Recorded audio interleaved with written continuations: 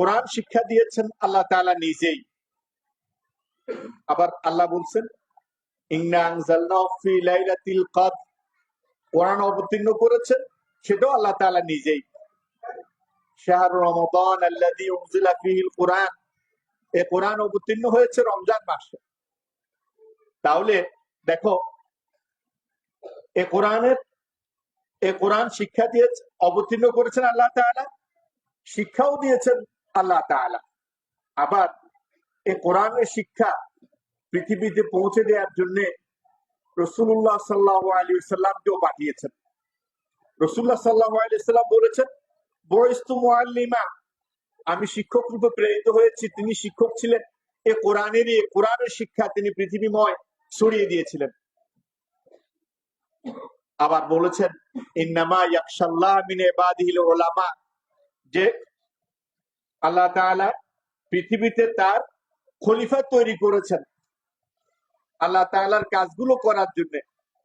আর বলছেন যে এই যাদেরকে আল্লাহ তাআলা তৈরি করেছেন এদের মধ্যে সবচাইতে বেশি আল্লাহ তাআলাকে ভয় করে তার আলেম বান্দারা, জ্ঞানী বান্দারাই। এবং কোরআন এটা একমাত্র বিশুদ্ধ গ্রন্থ। তোমরা যা কিছু শিখেছো এটা একমাত্র বিশুদ্ধ গ্রন্থের মতো কোনো ভুল শিখো নাই, ঠিক আছে? কোনো ভুল শিখো নাই। আমি আমার অভিভাবক বৃন্দকে বলবো, আমার সামনে যারা উপস্থিত আছে তাদের ওয়াজ শোনার মতো বয়স হয়নি, বুঝার মতো বয়স হয়নি, কিছু জানার মতো, তাদের এখন খেলাধুলা করার মতো বয়স। আমরা এই খেলাধুলা করার মতো এই বয়সে আপনাদের দেয়ায় কাদামাটি গুলো, আপনি এই বাচ্চাগুলোকে, অভিভাবক উদ্দেশ্যে বলছি, আপনি এই বাচ্চাগুলোকে যেভাবে তৈরি করতে চান সেভাবেই হবে। এই কাদামাটি গুলো আমরা যেরকম কাদামাটি দিয়ে কখনো ইট তৈরি করি, আবার কখনো এটা দিয়ে অনেক খারাপ কাজ ও ডিলাগুলো তো ব্যবহার করি, আবার বিভিন্ন জায়গাতে আপনি ছোট ছোট বাচ্চাগুলোকে কিভাবে তৈরি করবেন এটা আপনারই দায়িত্ব, অভিভাবকদের দায়িত্ব। আল্লাহ রাসূল সাল্লাল্লাহু আলাইহি ওয়াসাল্লাম একটা হাদিসে বলেছেন যে কুল্লু মাউলুদিন ইউলাদু আলাল ফিতরা ফাআবাওয়াহু ইউহাব্বিদানিহি ওয়া ইউনাসসিরানিহি। এই যে আমি যে কথাটা বলছি, আজকে আপনাদের এই অভিভাবক বৃন্দ যারা সন্তানের বাবা মা হয়েছেন, আপনারা আপনাদের সন্তানকে আল্লাহ যখন সৃষ্টি করেছেন, তাকে পৃথিবীতে পাঠিয়েছেন, আপনার কাছে দিয়েছেন, সেটা আমানত। এই আমানতের জন্য আপনাকে জবাবদিহি করতে হবে আল্লাহ তাআলার কাছে, যে আপনার কাছে দেয়া আল্লাহ তাআলার এই আমানত, আপনি তাকে কোন পথে পরিচালিত করেছেন। তাকে কি আল্লাহর দেয়া বিধান আলোকে পরিচালিত করেছেন, নাকি আপনি আপনার খেয়াল খুশি মতো পরিচালিত করেছেন? আল্লাহ রাসূল সাল্লাল্লাহু আলাইহি ওয়াসাল্লাম বলেছেন কুল্লু মাউলুদিন ইউলাদু আলাল ফিতরা, প্রত্যেক নবজাতক আল্লাহ তাআলার পাঠানো প্রত্যেকটা বান্দা সে ফিতরতের উপরে, আল্লাহ তাআলার দেয়া বিধানের উপরে সে জন্মগ্রহণ করে।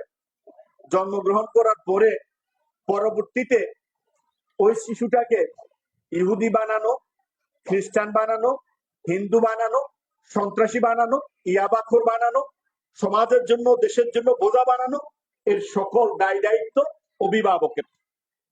কোরআন হাদিসের মধ্যে রাসূল সাল্লাল্লাহু আলাইহি ওয়াসাল্লাম বলেছেন ফাআবাওয়াহু ইউহাব্বিদানিহি ওয়া ইউনাসসিরানিহি, যে তার মা বাবাই তাকে ইহুদি বানায়, তার মা বাবাই তাকে খ্রিস্টান বানায়। আমি তার সাথে যোগ করেছি যে সমাজের জন্য সন্ত্রাসী, বখাটে, অথবা সমাজের জন্য আপনার বোঝা হিসেবে যে তৈরি হয়, অথবা সমাজের জন্য হিংস্র প্রাণ হিসেবে তৈরি হয়, দেশের জন্য ক্ষতিকারক হিসেবে তৈরি হয়, দুর্নীতিবাজ তৈরি হয়, তারপরে ইয়াবাখোর তৈরি হয়, এ জাতীয় সকল কিছু চোর তৈরি হয়, ডাকাত তৈরি হয়। এর জন্য দায় হচ্ছে মা এবং বাবারই। কারণ মা বাবা তাকে কোন পথে পরিচালিত করেছে। মা বাবার জন্য পথ ছিল, আল্লাহ রাসূল সাল্লাল্লাহু আলাইহি ওয়াসাল্লাম একদিন মাটিতে দাগ দিয়ে দিয়ে বলেছেন যে একটা সোজা দাগ দিলেন, বললেন এটাই সিরাতুল মুস্তাকিম। আর এর দুই পাশে কতগুলো দাগ দিলেন, বললেন এগুলো হচ্ছে ভ্রষ্টতা, এগুলো হচ্ছে অসৎ পথ। এখন আপনার কাছে আল্লাহ তাআলা আমানত হিসেবে এই সন্তানগুলো দিয়েছেন, এই সন্তানটাকে আপনি কোন পথে পরিচালিত করছেন, কি ভালো করার জন্য তৈরি করছেন না খারাপ জন্য তৈরি করছেন, আল্লাহর দ্রোহী তাগুত বানাচ্ছেন নাকি আল্লাহর একজন আবেদ বান্দা তৈরি করছেন, এই দায় দায়িত্ব একান্তই আপনার। প্রথম দিকে 15টা বছর এই সন্তানের কোনো প্রকার দায় দায়িত্ব নেই। এরপরেই সন্তানকে এই 15 বছর সন্তান আপনার সাথে লালিত পালিত হবে। এর জন্য ইসলামী বিধান অনুযায়ী যদি কোনো মা বাবা বিচ্ছেদ হয়ে যায় তাহলে সেক্ষেত্রে সন্তান কার কাছে থাকবে? ইসলামী আইন অনুযায়ী মা বাবার মধ্যে দুইজনের যে মুসলমান তার কাছেই সন্তান লালিত পালিত হবে, না হয় ওই সন্তান পরবর্তীতে ভুল পথে ভ্রান্ত পথে পরিচালিত হওয়ার সম্ভাবনা থাকে। আমি আমার অভিভাবক বৃন্দকে বলবো, আপনারা আমাদেরকে যে আমানত হিসেবে সন্তানদেরকে দিয়েছেন, আমি শহরের নামি দামি যে সকল প্রতিষ্ঠানগুলো আছে সেই নামি দামি প্রতিষ্ঠানগুলোতে আমার মাঝে মধ্যে যাওয়া হয়। আমি তাদের পড়ালেখার সাথে, আমার বাসার পাশে একটা মাদ্রাসা আছে, সেখানে ভর্তিতে নেই 40,000 টাকা, মাসিক ফি নেই 6,000 টাকা, মাসিক ফি নেই। একটা ফিস স্কুল আছে, সেখানে আমি দেখেছি এবং ফার্স্ট ক্লাসের মধ্যে অনেকগুলো ইংলিশ মিডিয়াম বা বিভিন্ন প্রকারের সেই বিষয়গুলো আছে। আমি দেখেছি যে পড়ালেখার কারিকুলামের যে চিন্তা চেষ্টা তারা যা করে এর সাথে আমাদের সাথে খুব বেশি ব্যবধান নেই। ব্যবধান আছে এক জায়গায়, তারা তাদের ছেলে মেয়েগুলোর জন্য সেখানে খেলাধুলার কিছু রেখেছে, আমি খেলাধুলার সেই পরিবেশটা দিতে পারিনি। তারা সেখানে ক্লাসরুম গুলোতে এসি ব্যবহার করেছে, আমি ক্লাসরুম গুলো এসি দিতে পারিনি। আমার তাদের ক্লাসরুম গুলো অনেক বেশি পরিপাটি, রং করা আছে, বিভিন্ন প্রকারের বিষয় আঁকা আছে, আমার এগুলা নেই। কিন্তু বাকি আমি বলছি পড়ালেখার দিক থেকে আমাদের মাদ্রাসা অন্যান্য প্রতিষ্ঠানের সাথে আপনি শহরে যারা হাজার হাজার টাকা 10-20 হাজার টাকা বেতন নেই আপনি তাদের সাথে তুলনা করে দেখেন, আমাদের মাদ্রাসা খুব বেশি পিছিয়ে নেই। আমরা তো বিনা বেতনে আপনার সন্তানদেরকে পড়াচ্ছি এবং আমরা তাদের থেকেও ইয়েগুলো নিচ্ছি, তাদের বিষয়গুলো বাস্তবায়ন করছি। আপনি তুলনা করেন শহরের সেই প্রতিষ্ঠানগুলো ছাত্ররা যা যা পারে, আমার প্রতিষ্ঠানের ছাত্রগুলো আপনি যে আমাদের কাছে দিয়েছেন আপনার এই আমানত, এই সন্তানটা তা পারে কিনা? আমি বলবো সেখানে যা পারে আমাদের সন্তানটা তার থেকে বেশি পারে। আমি মাঝে মধ্যে দেখি শহরে যেহেতু বড় বিয়েগুলোতে দেখি অনেক বড় লোক নামাজটা পড়ে, নামাজটা তার শুদ্ধ হয় না। নামাজ যখন পড়তে যায় আমি দেখেছি, আমি যে বিল্ডিং এ থাকি 56টা পরিবার আছে, 54টা পরিবার আছে যাদের প্রায় প্রত্যেক পরিবারেরই গাড়ি আছে। এখন এই লোকগুলো যখন আপনার নামাজ পড়তে আসে, নামাজ ইমামতি করা তার যোগ্যতা থাকে না, তাকে নামাজ পড়তে হয় ওই তার এর দারোয়ানের পিছনে। আমি যখন বিভিন্ন ব্যাংকে যাই আমি দেখি ব্যাংকগুলোতে ইমামতি করে সেই প্রতিষ্ঠানের দারোয়ান, সবচেয়ে নিম্ন শ্রেণীর যে এটা সেই সেখানে ইমামতি, তার নামাজ পড়ানোর মতো যোগ্যতাটা নেই। আবার যিনি নামাজ পড়ছেন এই যে গাড়ি নিয়ে চলছেন, তার আলিশান অট্টালিকা, কিন্তু সেখানে তিনি যে নামাজ পড়ছেন তার এই নামাজটা শুদ্ধ হচ্ছে না। আমি মাঝে মধ্যে দেখি যখন পিছনের কাতারে থাকি তখন দেখি যে তিনি নামাজের রুকুতে গিয়েছেন, সিজদায় গিয়েছেন, তার সতর খুলে গেছে, বা অথবা তিনি এমন ভাবে রুকু সিজদা করছেন যে তার নামাজ শুদ্ধ হচ্ছে না। আমি বলবো একজন মুসলমান ঘরের সন্তান হিসেবে এটা আপনার জন্য, আমার জন্য অবশ্যই বেদনাদায়ক। কোরআন কারীমের মধ্যে সম্ভবত সূরা ফুরকানের মধ্যে আল্লাহ তাআলা বলেছেন যে, আল্লাহ তাআলা যে কথাটা বলেছেন সেটা হচ্ছে وقال الرسول يا رب ان قوم اتخذوا هذا القرآن مهجورا। কিয়ামতের দিন আজকে যারা আমরা কোরআনকে অবহেলা করছি, আজকে যারা আমাদের সন্তানকে শুধু সন্তানের প্রথম শিক্ষাটা কোরআন দিয়ে দিচ্ছি না, অথচ রাসূলুল্লাহ সাল্লাল্লাহু আলাইহি ওয়াসাল্লামের যুগে, সাহাবায়ে কেরামের যুগে তারা তাহনিকের জন্য তাদের সন্তানকে রাসূল সাল্লাল্লাহু আলাইহি ওয়াসাল্লামের কোলে নিয়ে কাছে নিয়ে আসতেন। রাসূল সাল্লাল্লাহু আলাইহি ওয়াসাল্লাম সাহাবায়ে কেরামের কাছে নিয়ে আসতেন, তারা একটা খেজুর চিবিয়ে সন্তানের মুখে দিত। তারা ওই সন্তান অনেক দিক থেকে দ্বীনি পরিবেশে গড়ে উঠতো। কিন্তু আজকে আমাদের সন্তানরা, আমাদের মা বাবারা আমাদের সন্তানদেরকে কোথায় নিয়ে যাচ্ছে? আমি বলছি রাসূল সাল্লাল্লাহু আলাইহি ওয়াসাল্লাম বলেছেন এর জন্য দায়ী আপনি।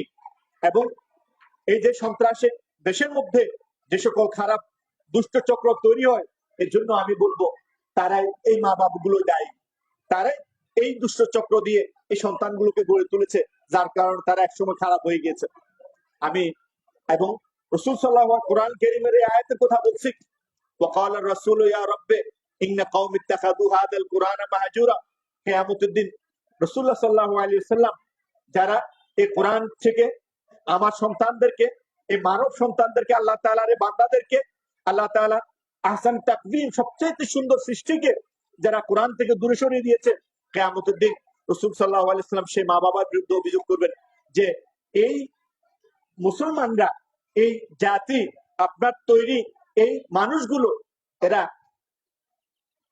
তাদের সন্তানদেরকে, তাদেরকে কোরআন, তারা কোরআনকে একটা পরিত্যাজ্য বস্তু, একটা পরিত্যক্ত বস্তু, একটা অচ্ছুত বস্তু, একটা অগ্রহণীয় বস্তু হিসেবে গ্রহণ করেছিল।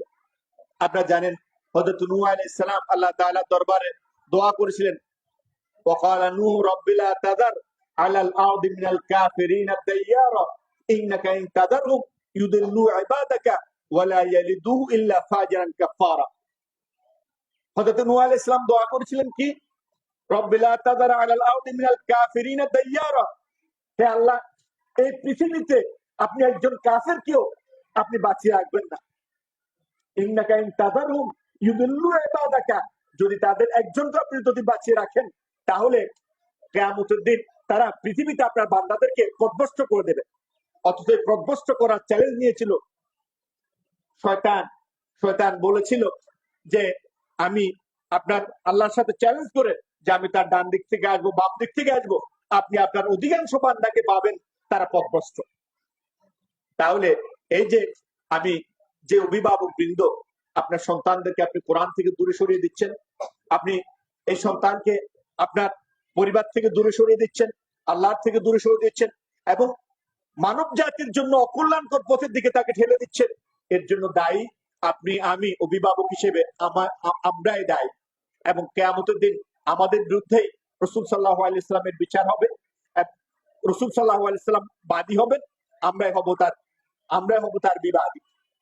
সম্মানিত অভিভাবকদের কাছে আমি আমার কথাগুলো আগামী দিনে আমরা ইনশাআল্লাহ এই বছর আমরা যা করেছি, আগামী বছর আমাদের প্রতিষ্ঠানের পড়ালেখার মান যাতে আরো ভালো হয়, আপনাদের পরামর্শ নিয়ে এবং চট্টগ্রামের ভালো ভালো যে সকল শিক্ষা প্রতিষ্ঠানগুলো আছে তাদের কারিকুলামের সাথে পর্যালোচনা করে আমরা ইনশাআল্লাহ আপনাদের সন্তানদেরকে আরো ভালোভাবে, যেভাবে সে কোরআন শুদ্ধভাবে শিখতে পারে, নামাজটা শুদ্ধভাবে পড়তে পারে, বাংলা শুদ্ধভাবে পড়তে পারে, ইংরেজি শুদ্ধভাবে পড়তে পারে, অঙ্ক করতে পারে, আরবি শিখতে পারে, আপনি আশপাশের প্রতিষ্ঠানগুলোর এই বাংলার সাথে আমার প্রতিষ্ঠানের সাথে মিলান, আমাদের প্রতিষ্ঠানের সাথে মিলান, গণিতের সাথে মিলান, ইংরেজির সাথে মিলান, সেসব সেখানকার প্রতিষ্ঠানের ছাত্রছাত্রীদের থেকে আমাদের ছাত্রছাত্রী আপনি দেখবেন কোনো ক্রমেই কম পারে না।